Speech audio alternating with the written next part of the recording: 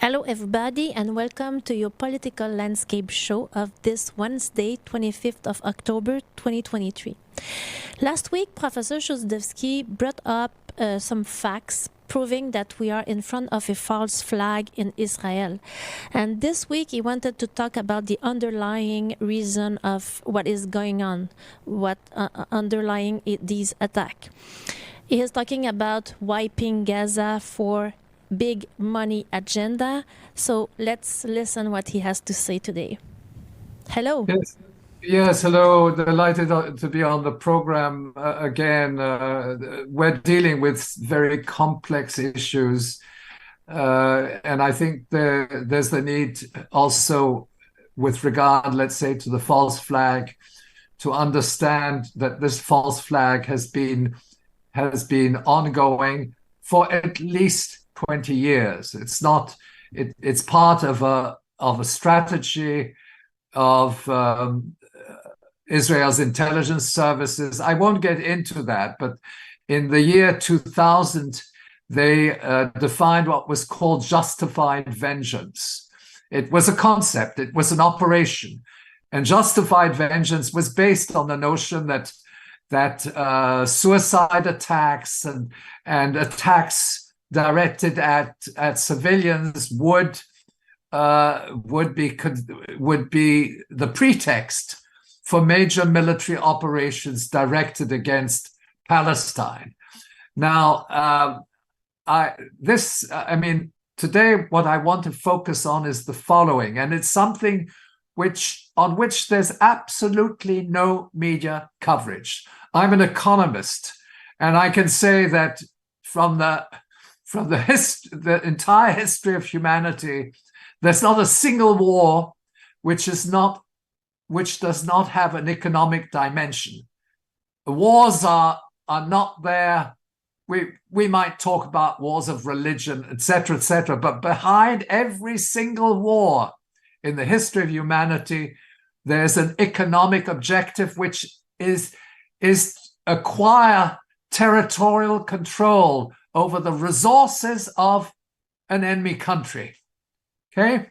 And there is something very specific in relation to the ongoing operation, which we have called wiping Gaza off the map, and which is characterized by a criminal undertaking on the part of Israel, in the sense that they're saying, no, we're not. You can't have electricity, you can't have water, you can't have food.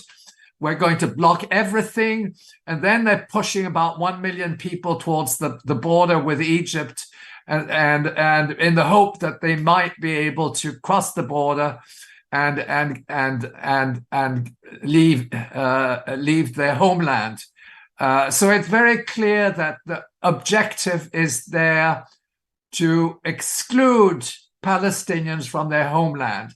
But there's another objective, which is fundamental. It's a big money agenda, because the Gaza Strip is not a poor territory in a poor country, quite the opposite. It has a very important wealth of maritime natural gas, which are, in other words, it's the maritime offshore gas reserves. They're worth billions and billions and billions of dollars. Okay? And what really Israel wants is to acquire those maritime gas resources, which belong to which belong to Palestine. They want to confiscate them. That is absolutely clear, that the wiping of Gaza off the map is an avenue to confiscating all Gaza's maritime offshore gas reserves, which are worth billions and billions of dollars. Now, I should mention, before proceeding, There are two, essentially, in 1999, British Gas discovered very important resources of maritime gas, which belong to Palestine. At one point, Israel tried to appropriate them and even went to the Supreme Court, but they belong to Palestine. But Israel has done everything in its power to prevent the Palestinians from actually exploiting these reserves, which would entail contracts with British Petroleum or others. I'm sorry, British Gas or others. In other words, but it would be their project, and Israel has always blocked that. And their objective, right from the beginning, in the last 20 years, is to appropriate those reserves of natural gas, which are in the maritime territorial waters, not only of Palestine, but also of Lebanon and also of Syria. So if you look at the map, you'll see an extensive area. It's called the Levant Basin area, and it extends. In fact, that map may be quite incomplete. It depends what map you're looking at, but it extends from the border with Egypt all the way up to northern Syria. And what Israel wants to do is to appropriate those maritime gas reserves, and for that they have to essentially want to do it by through an outright military occupation of Gaza and by the expulsion of Palestinians from their homeland. Okay, now this is the background, but there are certain complexities there, and there's certain secret negotiations which are ongoing, particularly with Egypt. Yes, I was about to ask you about these secret bilateral agreements between Egypt and Israel. Well, Egypt, in a sense, is complicit, and certainly Egypt is not in any way supportive of the rights of Palestinians, because in the year 2021, Egypt and Israel were involved in secret bilateral talks, and this has been corroborated by several press reports concerning the extradition of natural gas from the coastline of the Gaza Strip, the maritime wealth in natural gas. And I should mention there are essentially two discoveries. One was by British Gas in the year 2000 or 1999, and then there was another one which was discovered in 2013. It's more recent, but that was the Levant discoveries. Now, the secret bilateral talks is, of course, Egypt also has an interest, because they have a border with these maritime gas reserves, and what they have in mind is that they will share the confiscation of these gas reserves with Israel, and I mean, the press reports say that they actually acknowledge that they were secret bilateral talks, but we don't really know. We don't have the details on that. But what is significant is that there was, and that was about a couple of years. No, I'm sorry. It was last year. It's about a year ago. There was a report, a press report in the Middle East, which then confirmed that Egyptian intelligence was involved in negotiations with, I presume, with their counterparts, which is Mossad, or, well, it's the military intelligence group of Israel. There's several components to it. And what they had envisaged was, I quote, an Egyptian economic and security delegation was set up to discuss with Israel the issue of allowing the extraction of natural gas off the coast of Gaza. And that would be a joint project between Egypt and Israel. Now, I should mention that the Palestinian National Authority was provided its rubber stamp to this memorandum of understanding between Egypt and Israel.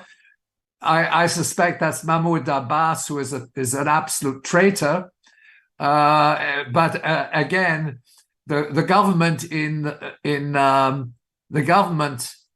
the Gaza Strip was not consulted. It was taken against they probably know about this secret agreement because I read it in the Middle East press.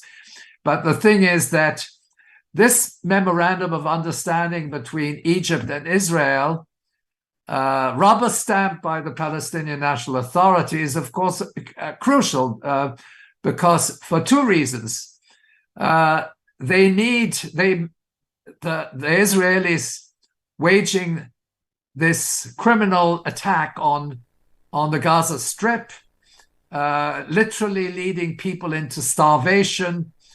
They may require at one point the collaboration of Egypt to establish refugee camps on the periphery of the territory of the Gaza Strip. In other words, in Egyptian territory.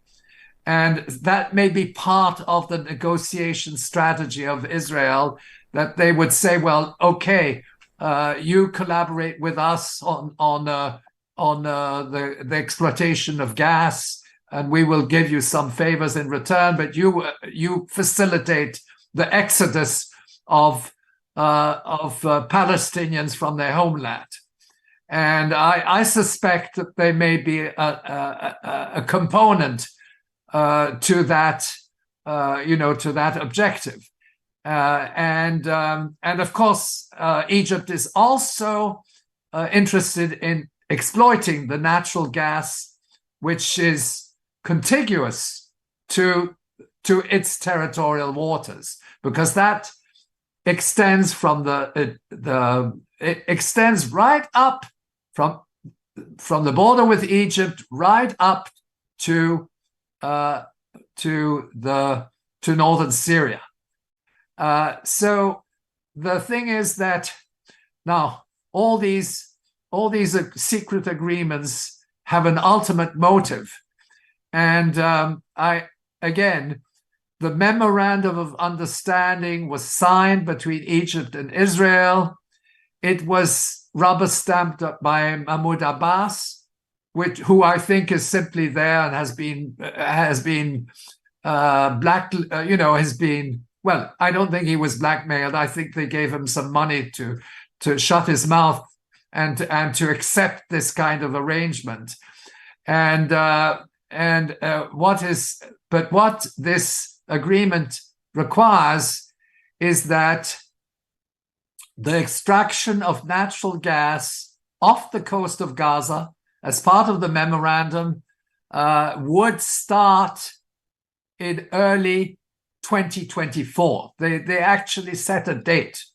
Now, I said, in other words, I'll read you the extract. The Egyptian Economic and Security Delegation discussed with Israel for several months the issue of allowing the extraction of natural gas off the coast of Gaza starting in early 2024. Okay, so they said that was the timeline. The timeline was of the secret negotiations would be that we would start confiscating Palestine's offshore maritime gas reserves beginning, quote, I'm quoting, beginning of 2024. Now, beginning of 2024 is in a few months from now. And in other words, they have a timeline. The timeline, October 7th, was the beginning of the false flag. I won't get into that, but it was the pretext and the justification to wage a genocidal war against people of the Gaza Strip, 2.3 million people, and literally bomb their hospitals, their schools, drive them 1 million people towards the border with Egypt. And then they say, oh, we're going to start confiscating your maritime natural gas reserves, beginning before the beginning of 2024. So I think people who are involved in the peace movement, people who are in solidarity with Palestine, must, in essence, bring this issue of the maritime natural gas revenues, resources into the picture. And they also pertain to Lebanon and Syria. So it's not accidental that already now that Israel is bombing northern Syria, for instance, and is also bombing Lebanon. Their objective is to gain control over an entire border, to acquire the maritime rights of those of those gas reserves right up to the Turkish border, and they will start. Of course, they will start with Gaza, and Gaza's wealth is, in terms of maritime natural gas, is tremendous. And that is the economic objective, the big money objective behind these attacks, which commenced a few hours after the announcement of Hamas's attack on Israel. There we are. So my suggestion is, first of all, we have to stand in solidarity with Palestine.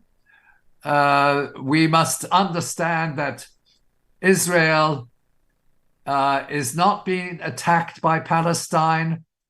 It has waged a war against Palestine for virtually more than half a century. And I should mention, and I can conclude on that, is that this Hamas-Mossad partnership, which has led to a false flag agenda, goes back at least 20 years, and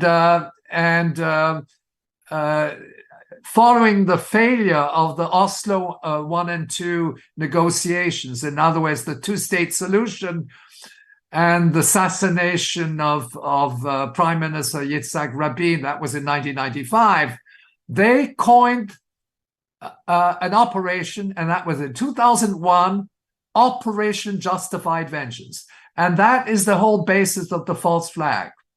And they encouraged the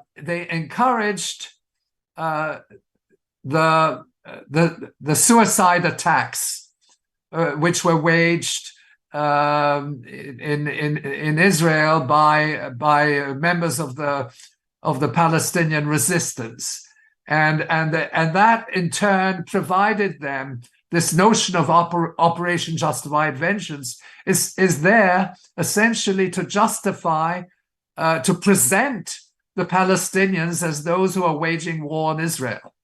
So there's a long history on that. And I think what is really important is first to understand that history, to understand the struggle of, the struggle which has been waged by the people of Palestine right from the beginning in 1945. I'm sorry, in 1948, and how, in fact, today there is the notion of what was called Nakba, which was the exclusion of Palestinians from their homeland, which was in 1948.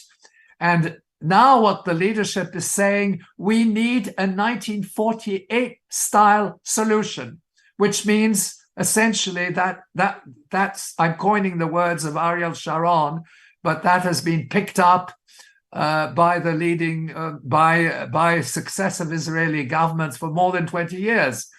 And in turn, Israel has been supporting Hamas, at least the Islamic, because it has Islamic roots, and there is a partnership. Of course, that's at the level of covert intelligence operations. And I would distinguish between those operations and what actually happened. But certainly the whole basis of justified vengeance was to legitimize the destruction of Palestine, and that's all in documents which have been revealed. And then, of course, there was the assassination of Yasser Arafat, and so on and so forth. It's a complex history. But what is now important for the peace movement to address is the fact that we have to ensure that not only Palestinians are not excluded from their homeland, but that they have the authority to develop, and their maritime reserves in natural gas, which belong to Palestine, which belong to the people of Palestine. And that, of course, is certainly part of the agenda that Netanyahu wants to confiscate those reserves once and for all, and initiate that in a few months from now, at the beginning of 2024. Thank you for this rich analysis and your recommendation for this week on what is going on. And I would like to thank all the auditors, and also would like to invite you to follow globalresearch.ca. Thank you.